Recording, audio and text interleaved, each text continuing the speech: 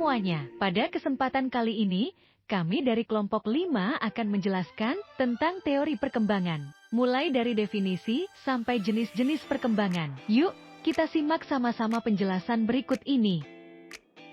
Yang pertama, kita harus mengetahui terlebih dahulu apa itu teori perkembangan. Menurut Jean Piaget, perkembangan adalah proses biologis yang didorong oleh kebutuhan anak untuk mengerti dunia di sekitarnya.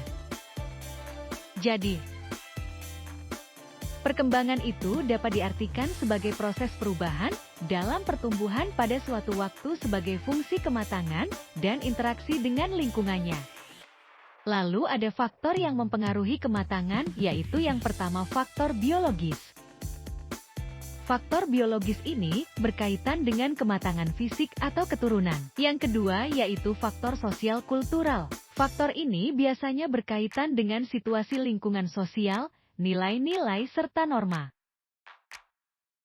Selanjutnya, kita akan membahas isu yang mempengaruhi perkembangan. Yang pertama yaitu isu natur. Isu ini merujuk pada warisan biologis, sedangkan isu nurtur merujuk pada pengaruh lingkungan individu.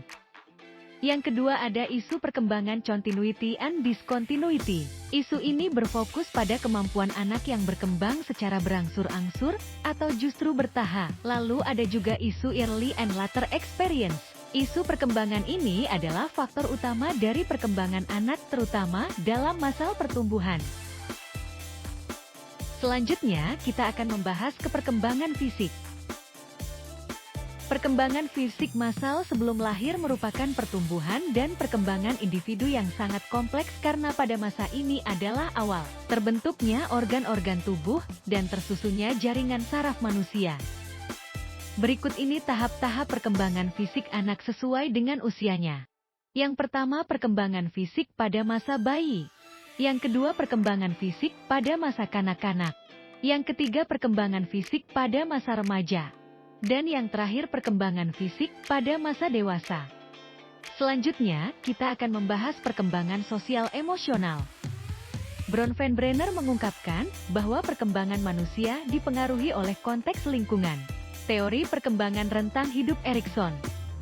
Teori Erik Erikson memandang perkembangan kehidupan masyarakat secara bertahap, rentang hidup, selama 8 tahapan. Yang terakhir adalah perkembangan moral. Perkembangan moral adalah tentang aturan dan konvensi berinteraksi antara orang-orang. Aturan-aturan ini dapat dipelajari dalam 3 domain yaitu kognitif, perilaku, dan emosional. Sekian yang dapat kami sampaikan. Jika ada kesalahan dalam penulisan kami minta maaf. Kami tutup presentasi ini dengan sedikit pantun. Hari Senin ke Kota Tua. Naik kuda membawa pepaya. Terima kasih hadirin semua. Sudah berkenan mendengar saya. Selamat pagi.